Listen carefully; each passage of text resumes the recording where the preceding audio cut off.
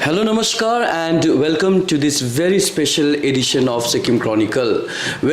Sikkim Chronicle ले specially स्टुडेन्ट्सहरूको हितलाई ध्यानमा राखेर यो कार्यक्रम सुरु गरिरहेको छ अनि यो कार्यक्रममा हामी विशेष त डिफ्रेन्ट कलेजेस युनिभर्सिटिजहरूमा गएर कुराकानी गर्नेछौँ अनि यी युनिभर्सिटी र कलेजेसहरूले अफर गरिरहेको जति पनि कोर्सेसहरू छ जति पनि उहाँहरूको कोर भ्यालुजहरू छ यो बारे कुराकानी गर्नेछौँ किनभने धेरै विद्यार्थीहरू स्पेशली आफ्टर क्लास 12 मा उहाँहरू स्टेट अफ कन्फ्युजनमा हुनुहुन्छ आफ्नो करियर चोइसेसलाई लिएर र यसै क्रममा आज हामी आइपुगेका छौँ मेधावी स्किल युनिभर्सिटीमा अनि हामी आज कुराकानी गर्न लागिरहेका छौँ यस युनिभर्सिटीका भाइस चान्सलर डाक्टर अमिया सिंहसँग sir welcome to Sikkim Chronicle and thank you so much for letting us to come to your university.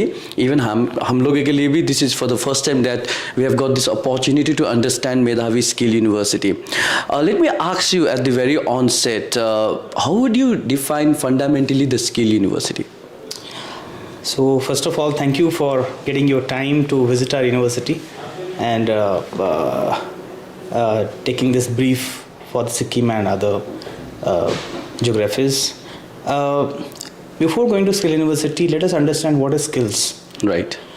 So there are basically three things I will define in this way. One is knowledge, other one is skills, third one is employability.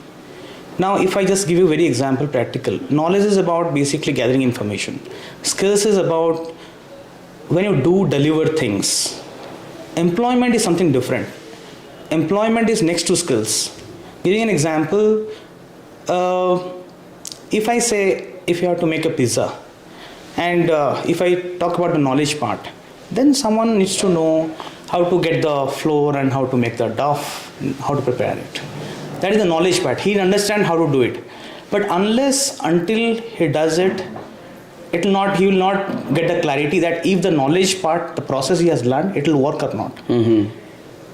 So skills is about, let's say someone as a part of hobby also trying something to make pizza at home and feeding the family.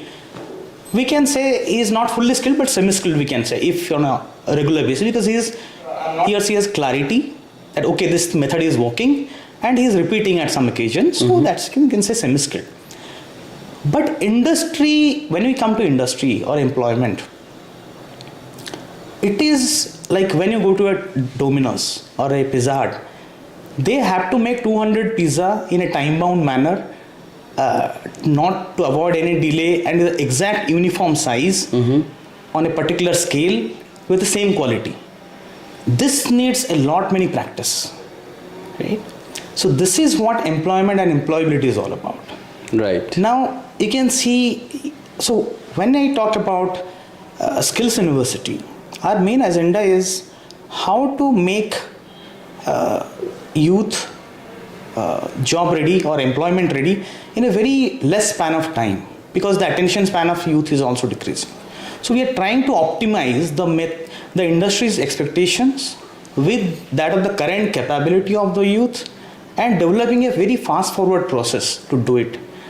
So if you ask me again, coming back to your question, that fundamentally a skill university, how we look like, we are more employment focused, and in that same 3 years of time where the student is supposed to spend at any other university or any other college, our processes, academic processes is designed and in such a way that we can bring this 200 capacity wala pizza banane wala thing in that student.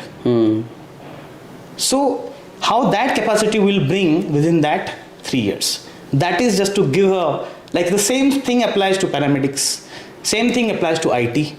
So when they will be ready like that within 3 years, then the industry is ready to pay very high salary for them, better than the usual entry point.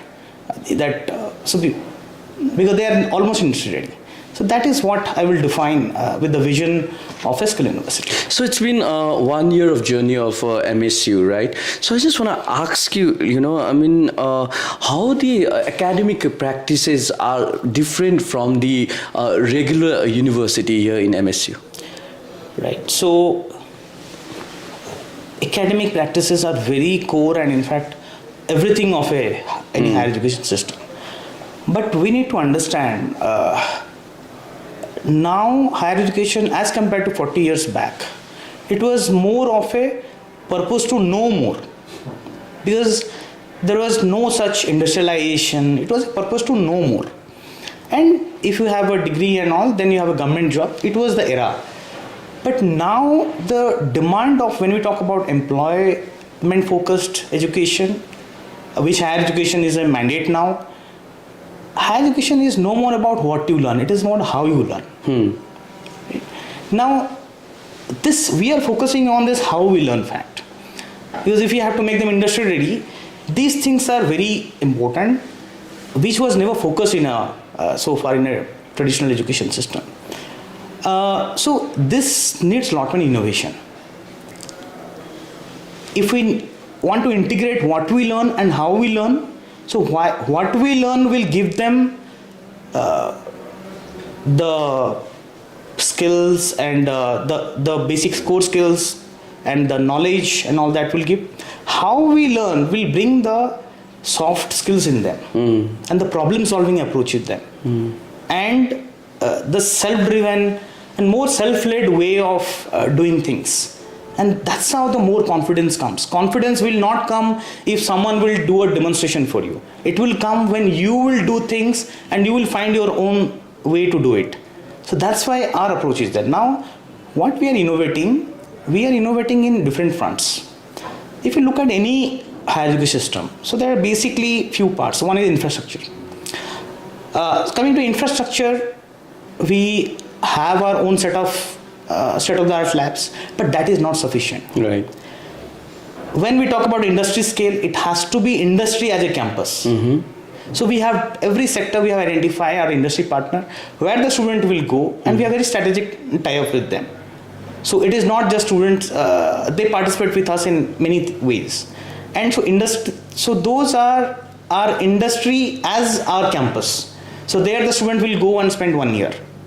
Okay? That is an infrastructure part.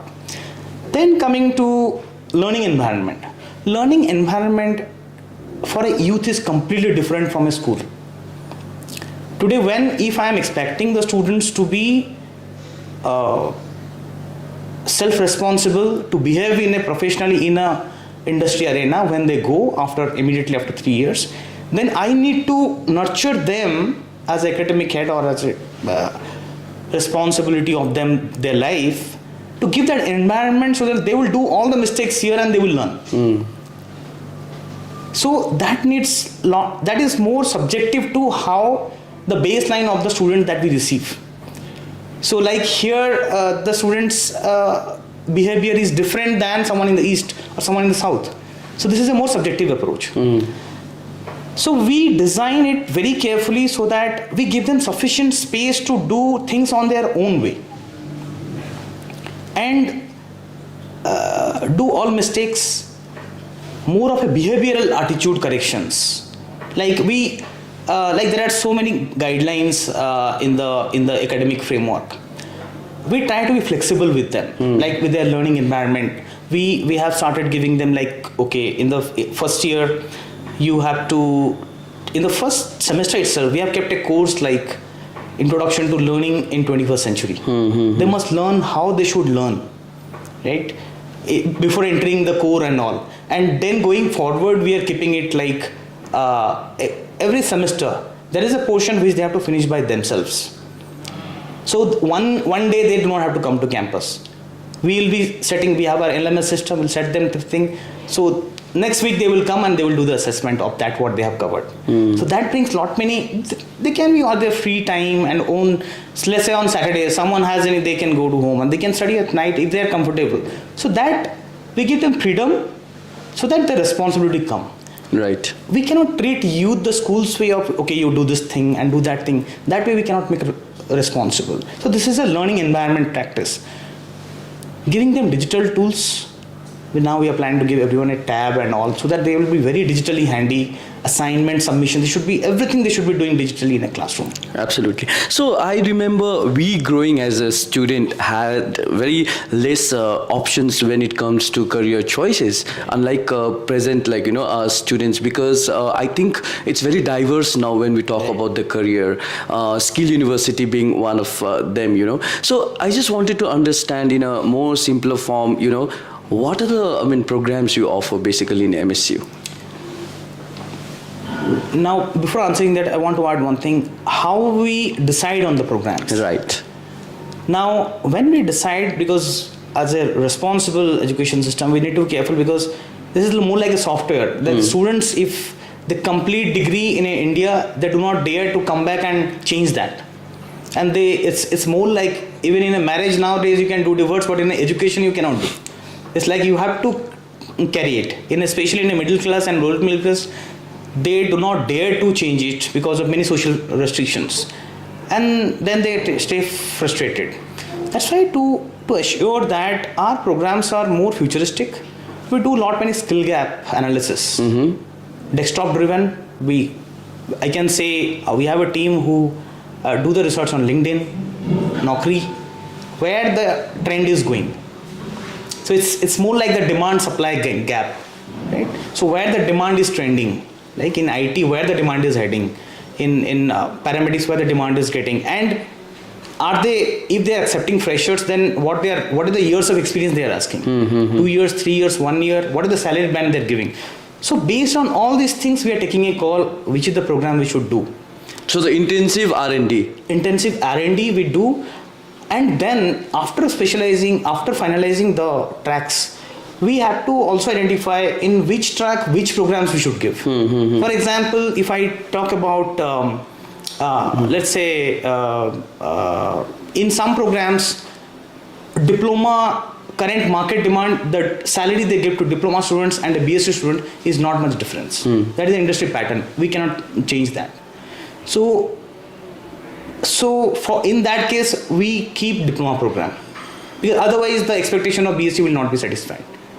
So where there is a BSc will be more satisfied in their career journey and finding it aspirational, we are designing that kind of program. Okay. So considering all this thing, then we come to the program. So currently we have School of Paramedics and Allied Health, where we are offering medical lab technology, radiology imaging, optometry, emergency medical technology, and we are also starting operation theatre technician, physiotherapy, and food technology. We are also starting in our West Sikkim campus, industrial microbiology. So all these which are more relevant in paramedics. BC also we are starting cloud computing, software development, full stack development, all these categories. Hospitality, we are taking a hotel management course to a different level, more industry integrated approach. Commerce, we are taking more market centric approach. Professional accounting, like tax practitioners. There is so much freelancing opportunity, and these are very northeast centric also. Like someone wants to also stay in Sikkim and they can take BCom and become in professional accounting. There's so much of, if they get certified by the end of third year, they are certified, they can be certified practitioner. Right. So this is the approach we are finalizing the programs, and these are the areas we are operating. So we know that curriculum designing is very much dynamic in a present context, right? So how do you ensure that your faculties are in align with the curriculum? So this is the biggest challenge, I must say. Designing a curriculum. Now I will divide this question to two parts. One is curriculum design, and the next is the faculty part. See, today, it's very painful to see that many higher education, there is just a copy-paste format of curriculum going on. If you look at today, you pick at a traditional, even the leading institutes that are offering, it's the same style of curriculum that is floating 20 years back. Now, curriculum is a software for an academic program. We cannot be so curriculum development is a very core to our strategy. We spend many time observing what pattern it is going. The trend. Right? Even if it is software development, let's say, it was an old trend. It was existing 10 years back. But now the software development trend has taken a new dimension. I cannot bring the same curriculum here, right? So this is on a curriculum thing also, we are more industry aligned. What courses we need to, it is more outcome oriented. So like if I take, it's a reverse engineering approach. If I have to, by 3 years, I have to make a student job ready as to meet my industry demand or industry partners demand, then I have to think what they have to reverse way, what they have to they should be ready by second year. What they have to ready by third year, what they have to ready by second year, what they have to ready by first year. And if they qualify to be at the origin, if there is a gap in the origin, then I have to bring a foundation there to bridge and bring a equivalent start for everyone. So this is how we think of the curriculum in same way, and which we do lot many redundant exercise to remove what is already existing and which are no more a part of the relevance. And where there is some conceptual thinking, it's not like that all the old is not good. So we have to also give the basic foundations. Right. So there also we very sensitive to keeping those facts. And so this is a kind of balance making think of the curriculum part. Now coming to faculty. Faculty are very key too, just like a software. Now we need advanced hardwares to make your purpose more successful. Faculties are more integrated for that. We have a mandate that we hire faculties from industry with academic. They have a mandated industry experience. Even compromise in academic experience is acceptable, but compromise in industry experience is not acceptable. But do you get of this qualification? Is that possible? Yeah, so that's a challenge, as I said, because this is something new we are doing. I think I must say we are doing a lot, 1 year of work on this, how to get such faculty who are in industry, convincing them and telling an academic dream to them actually, that how their contribution can bring so much transformation in an area like Northeast. And I'm very happy to say that people from industry, they are finding it very aspirational, because industry, they now want to contribute back to society in their learning, whatever they have gathered. And when they join, we train them how to deal with academics. And I think when you know the skill and you have already the basics of yours, dealing with academics, it's just about pedagogy and the way to delivery. And they have, I think, less to unlearn.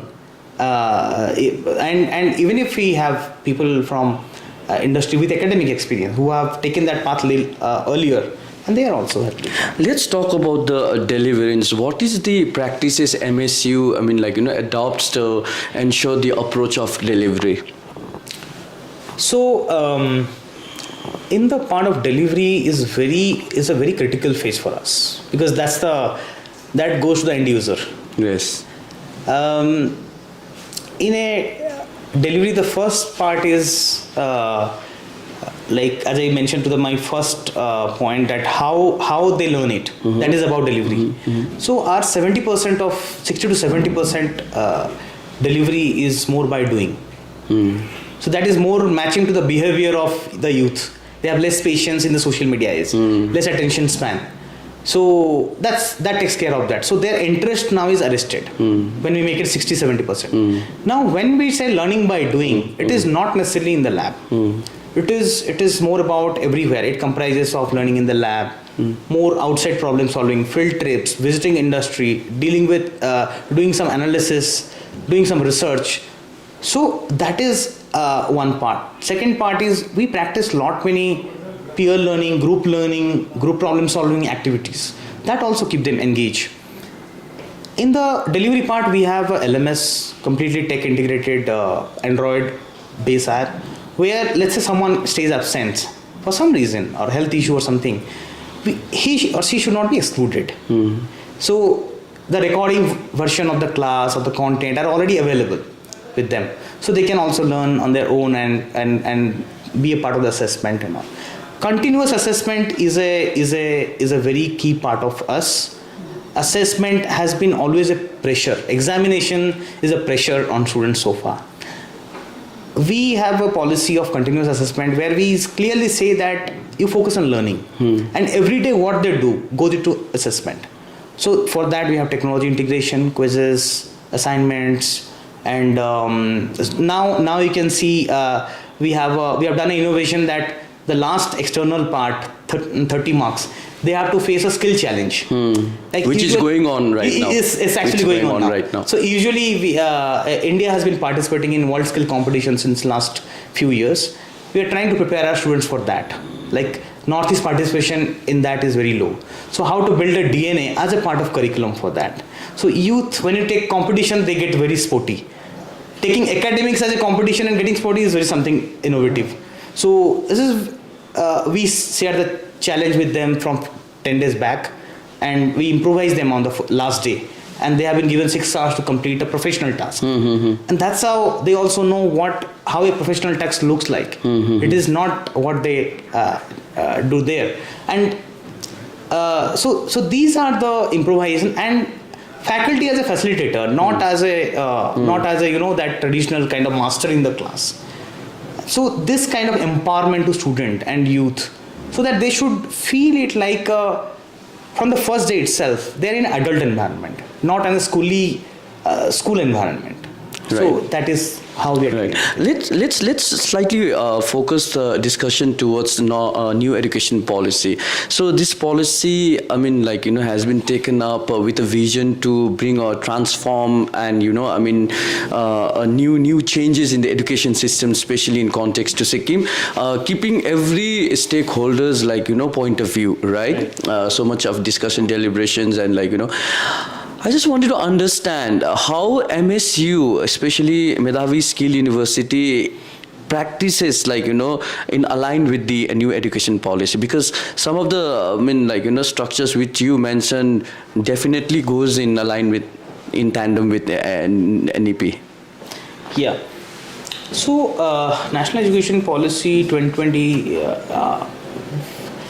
this guideline is a very breakthrough approach that has come through. But every education system needs to innovate within those guidelines. Yes. And we believe that we have been very lucky that we are born after NEP and in the post-pandemic world. That is, we consider as a blessings for us. Boon. Because so we didn't dilute our DNA. Even the draft guideline of NEP has come. We started to fix the curriculum from the first batch itself. Right. Even I believe, I'm not sure how this claim is right, but I think we are the first university in Northeast to start this curriculum from the very first batch in 2021. So which talks about giving a major and giving a minor and exposing to skill electives and vocational. These are the guidelines, basic guidelines, which every university has to follow. How we innovated through it is our majors are more industry aligned. Minors getting a job. When I said that our objective is getting an employment for the student.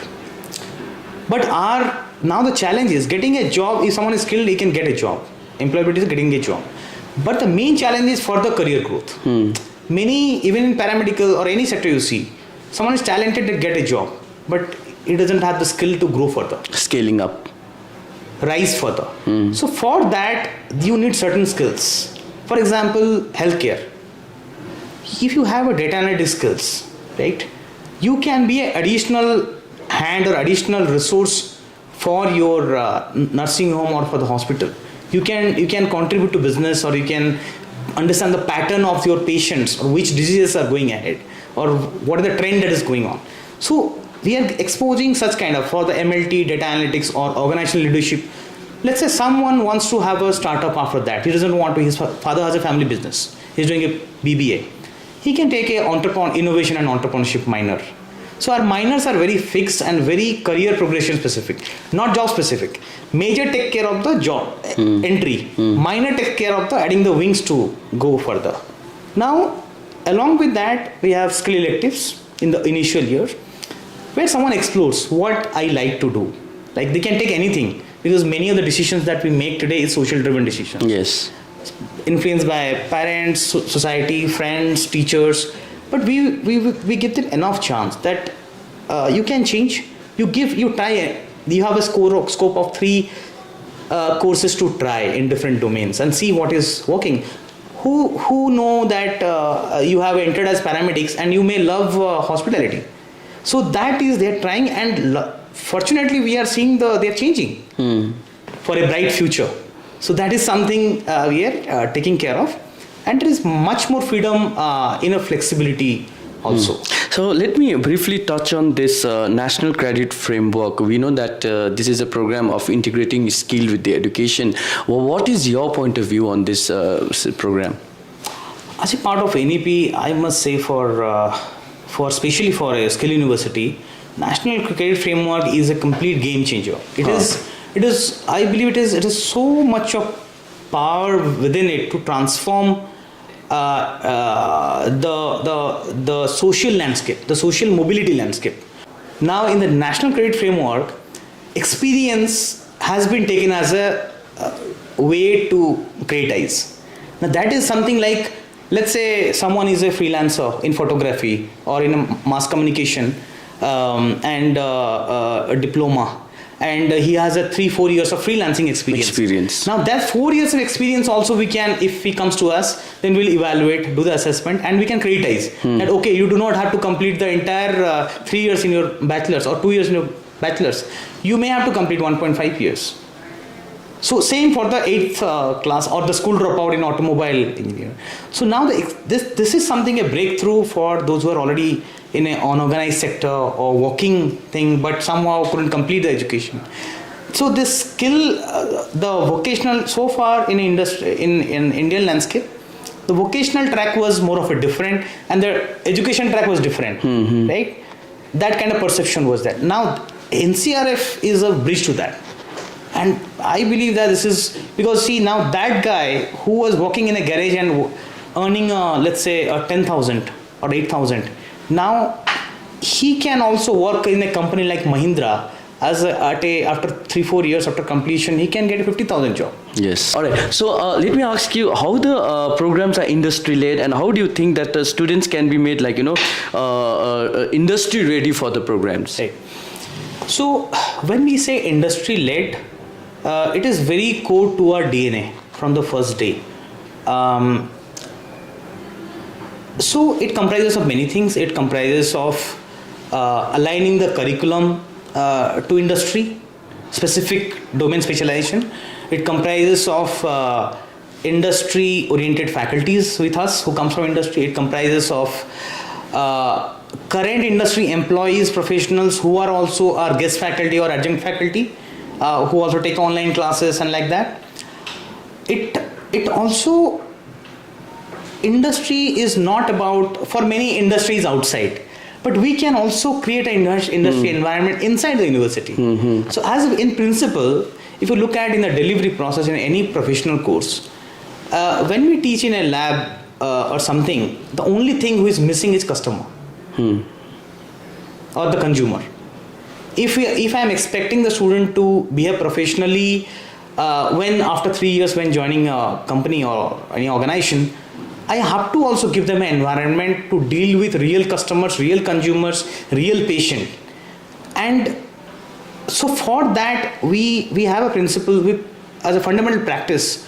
We are also, every school is having their own industry inside campus.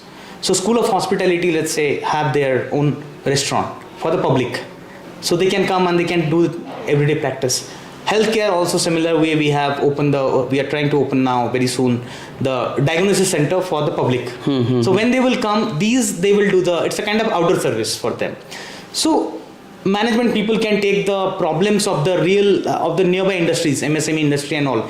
They can work in the consultant for them, faculty and combine together. So this is a practice we are trying to build a DNA. Now, if I look at the industry engagement part, we are almost keeping 30 to 40% of industry engagement in our curriculum, which is very significant. And we are dividing into 3 components. One is industry experience, other one is industry transition, other one is industry immersion. So when it's first year is about industry experience, the theme is, so you experience the industry from a far view, understand end to end what is happening, how departments, and after that when they go to course, they can connect because they have taken an early view of it. Second is industry transition. This is because we have a mandatory 1 year for the Sikkim student we have a mandatory 1 year outside of Sikkim work experience as a part of within their degree. It is not outside. Now, before they go to work there, we have this industry transition. So industry transition, they will go and engage, work with for 3 months with the nearby industries, be it hospitals, be it commercial firms or anything. And in that semester, the basic difference between an academic and an industry is academic is run by courses, industry is run by processes. Right. So when we teach in the early years the courses, more aligned to industry, but before the transition to the 1 year of immersion program as an apprentice, they have to consider many process-oriented courses which are more aligned to industry. For example, let's say for a management, how a procurement happens from a need to a procurement, how HR recruitment happens from a need to that. So they do entire process wise. So all that courses they have done in the initial years, in this semester, they try to fit them and solve problems in a more SOP way. And then when the industry, then they finally in the industry immersion, they have planned to go to work there 1 year in a metro. That why we have made it a mandate, because the students in Sikkim, most of them have never been to outside. They have most come from a remote area and they have not a larger view of exposure. So we are making it a mandatory as a part of skill university that you have to work and go there. It is not exposure. It is it's an immersion. 1 year they have to sustain themselves in an industry. The life skill will come. Today what is happening? I have seen even 9 very good scoring students, very talented. They are going and getting placed in metro and coming back because they are unable to sustain in their life. So this is a failure of the parents' investment, our effort. So from that point of view, it is very important that we should make it help them face that life also, life skill part. So when they will manage their life for a 1 year and understand the pressure of that, then I think this is something they can handle their life forward. Today, that fresher culture has already finished. Even a startup is also hiring 1 year experience. Now that is why the 1 year mandate. So when they pass out, they have 1 year of industry experience minimum, and they know how the problem solving. And in some cases where the industry is more certification driven, for example IT, healthcare, it is also more certification driven. You need to be some other industry certification required to be made.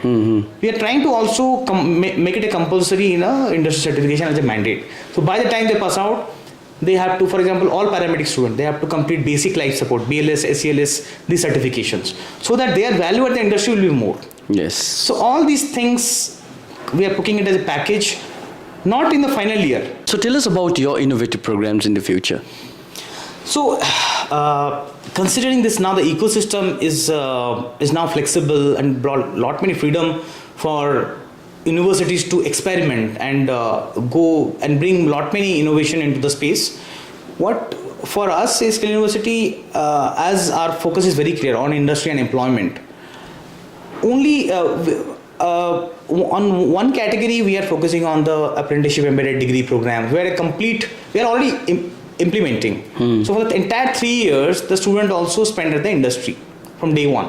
So our hospitality hotel management program is going on in Delhi and in the 5-star hotels, where we are taking class there in the morning and there also. So this is also on a pilot phase. So this is one category where the student is earning every month a stipend from day one, and the selection is done by the industry, and they have an offer letter from day one that which position they are going to join after they complete the program. So this is, I think, a kind of breakthrough for the students who otherwise couldn't afford. So every month from their stipend, they can contribute a portion to their program cost. And that's how it's so inclusive. And there the program is degree with 3 years of experience. Second is, our aspiration is more on professional certification kind of program. Because now the industry technology is changing so much that every sector is changing, and be it professional or the graduates who are passing out from any other university, they need finishing skills. So there we are going with certification kind of program. So we understand industry, and we know this coming from other colleges, the students. So we'll work as a bridge between them. So any graduate will come and complete a PG diploma with us or a certificate kind of program, and we'll take charge of their placement. So that is also one which is very aspirational for us.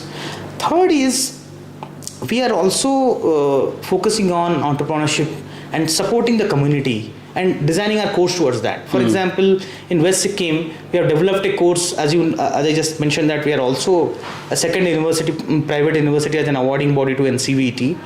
We are developing very customized courses for Sikkim also. Like we have developed a course in large cardamom agri-based. So there, because West Sikkim is there doing farming, but they are not getting more yield. They are facing challenges in managing that, getting not proper cost. So we are designed a course which can be used by anywhere in India, and we'll train them on how to do the interventions too. So these are more community-based courses.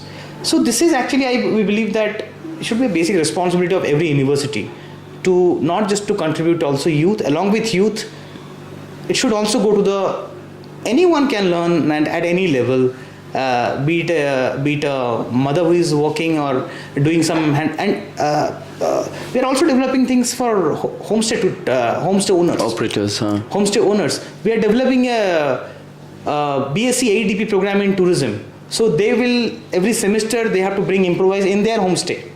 So it's a more link to entrepreneurship. They will come to university for 2 days, learn things, and it's a cohort kind of. They will go and apply that skill like in the hygiene improvement, digital marketing, commerce management, and all these things. And they will come back and every week we'll check how they have improved. So this kind of space we are trying to work. It was absolutely pleasure talking with you, and as what I can say is, like, after interacting with you, I can say like MSU is really working towards the holistic approach, like, when it comes to, like, developing not only the academic skill of a student, but like, to work on the holistic way. So thank you so much for talking with us. उहाँ हुनुहुन्थ्यो the Vice Chancellor of Medhavi Skill University, अनि yes university बारे अझ तपाईले जानकारी लिन छ भने माथि पोस्टमा दिएको वेबसाइटमा तपाईले भिजिट गर्न सक्नुहुनेछ अथवा फोन नम्बरमा पनि कल गर्न सक्नुहुनेछ। यो हाम्रो सानो एउटा प्रयास थियो हजुरहरूलाई यो डिस्कसन ल्याउने and to understand Medhavi Skill University much more closer. Thank you so much for watching, and this is Nirmal saying goodbye with Ashish. Thanks for watching.